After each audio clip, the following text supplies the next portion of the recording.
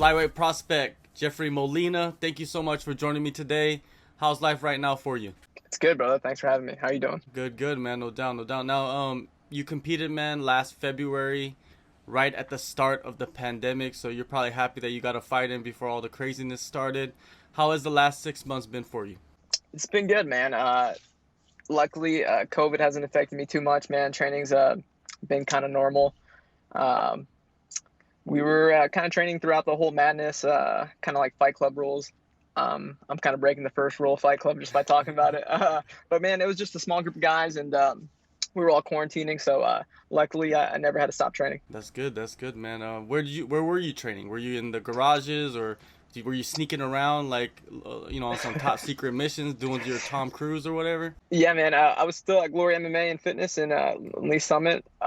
Some classes were canceled, so like my coaches and I would do garage mid sessions, but most of the time we were in the gym still. All right, well, let's go back to your career, your resume. You had a very successful amateur career, then you started off your pro career with a loss, you know what I mean? And I know there's a whole story behind that. So how did that experience impact you at the time? It was tough, man. It was tough. I was undefeated as an amateur. I had 9 or 10 kickboxing fights prior to that, when I was underage and couldn't do MMA. So losing just wasn't something I was familiar with. And, it humbled me, man. I was undefeated as an amateur, like I said. And when I went pro, no one wanted to fight me.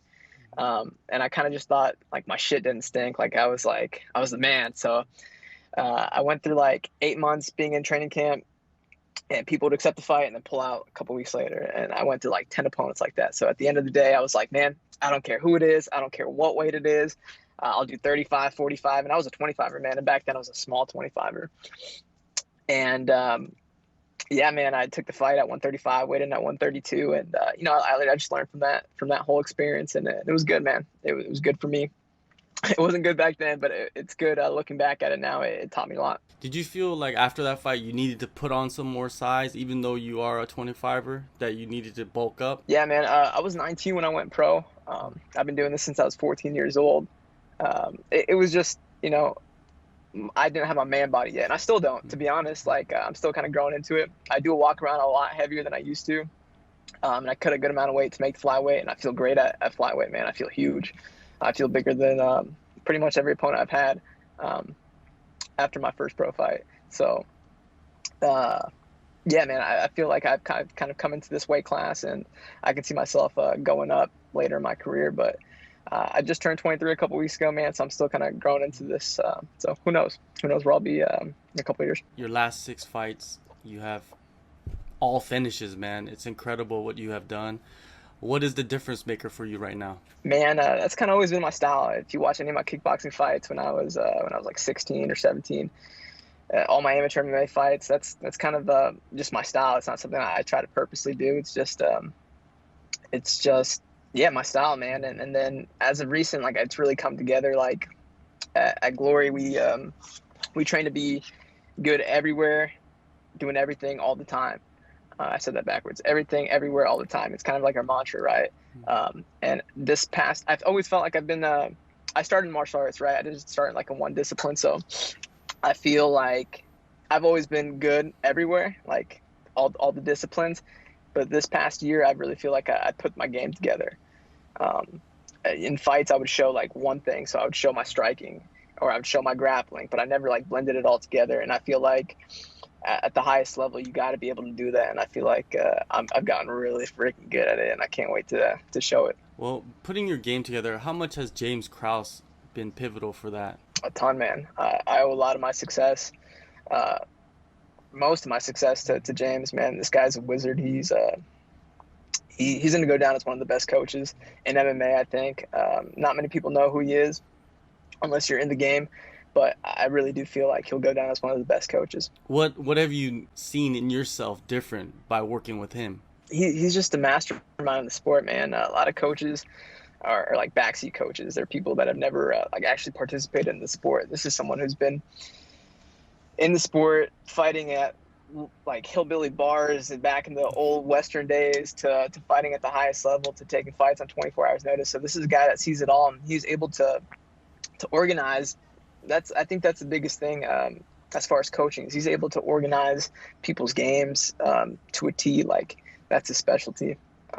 So it's just I'm excited to show off all the improvements I've made the past couple years, and I think this is the fight to do so. Who are some of the other coaches that has helped you tremendously throughout your career? Yeah, so James Krause for sure. Grant Dawson, he's in the UFC. He's a featherweight. Me and him have been working one-on-ones.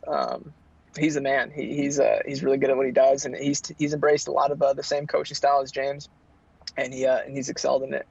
Jason he's kind of like he's a UFC vet. Fought RDA, fought in Strikeforce. I've known him since I was 14 years old. He's kind of like a big brother to me. He's like, man, he's helped me in life tremendously, not just on the MMA side with like taxes and life stuff. You know, he's the man.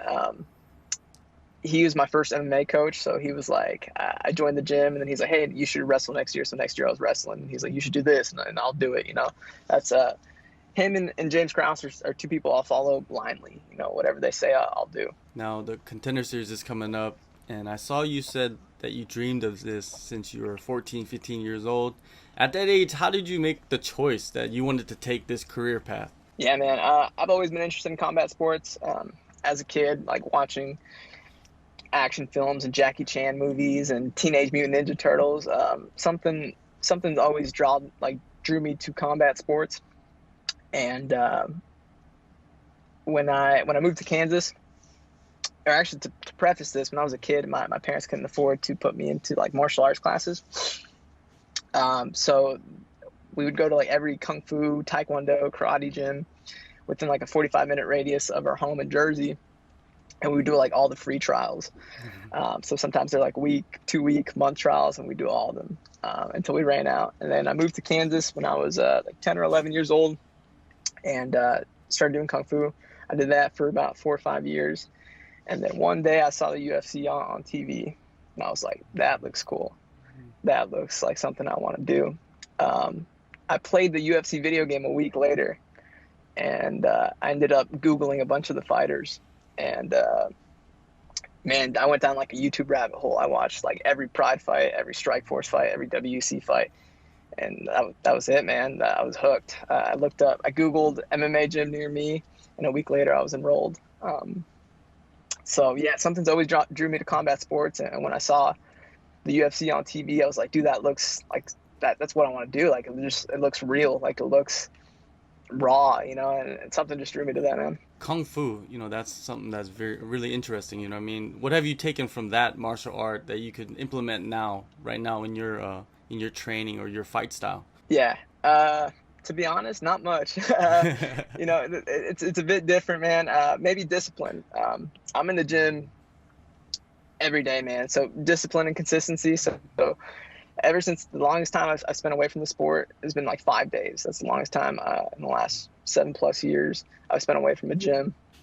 So consistency and discipline, but not much of the fighting part. Are you a fan of the old school kung fu movies, the ones that are dubbed over with the English? Oh heck yeah, man! Heck yeah, those are my thing. Yeah, for sure. All right, now for this training camp, have you spent the whole camp at Glory MMA, or have you been frequenting other spots? Main place is Glory. I'll dabble here every now and then. Like I'll do some no-gi jiu-jitsu at KCBJJ, or it's mostly been at Glory. Yeah. Who are the bodies that you've been working with? I know you've been working with Grant Dawson, but who's somebody your size? Yeah, Tim Elliott's at our gym, and it's been awesome getting to work with him. Alan Oliva's kind of been my main look for this camp, kind of same size, same style as Silva. Man, we got a ton of little guys. I'm not saying any names right now, or no names are coming to my head, but a ton of small guys I've been working with, and really it's been great having someone like Tim Elliott at the gym to just show like where I'm at, you know, like I'm ready for this, man. This is something I've dreamt of, like I said earlier, and I just can't wait. Now, you mentioned your opponent, Jacob Silva. Many consider him a power striker. What is your assessment? He's durable. I think that's how I'd describe him. He hits hard because he loads up on everything. Everything's a big overhand or a big hook, so it's kind of hard to not hit hard when you're doing that. Stylistically, I love the matchup, man. My coaches love the matchup. This is like stylistically, this is the perfect matchup for me. This is the kind of matchup I do best against. So I'm excited. Yeah, it's I guess you could call it like a striker's delight. You know, like how they try to like, label certain matchups. I guess, do you think so? It's a striker's delight. Yeah, man. I'm a better martial artist than he is, and I think at every facet of the game, man. If we were to kickbox, put on big gloves, I think I'd TKO him or KO him. Same thing in boxing. If we were to grapple, I'd sub him. If we were to wrestle, I'd tech fall him. So yeah, people can see it as two strikers, but I'm a martial artist, man. Like I said, I'm someone that started in MMA. So wherever I decide the fight to go is where I'll have the upper hand. What do you believe separates you most from all the other flyweights out there, all the other flyweights that are competing on the Contender series? I think it's my consistency, man. My will to how bad I want this. And I know it's cliche to say, and every fighter wants the UFC contract, man, but this is everything. Like, and I know it's cliche, but it really is, man. And I think just the hard work I put in, I think separates me from 95% of the division. Well, it is everything at this moment in your life. It is everything for you, for your career, right? So it's true. Right. Yeah. I mean, you always get that question in an interview, like, is this the most important fight of your life? And of course, man, every fight is. Like, whether you're coming off a loss or coming off a 3-fight win streak, 4-fight win streak, 5-fight win, every next fight's the most important one. So I don't think it's any added pressure. Whether I'm fighting in front of Dana or in my backyard, the goal's the same. It's to win and win impressively. I guess you just got to visualize it as Dana is in your backyard and you're fighting. Yeah, there you go. Yeah, man.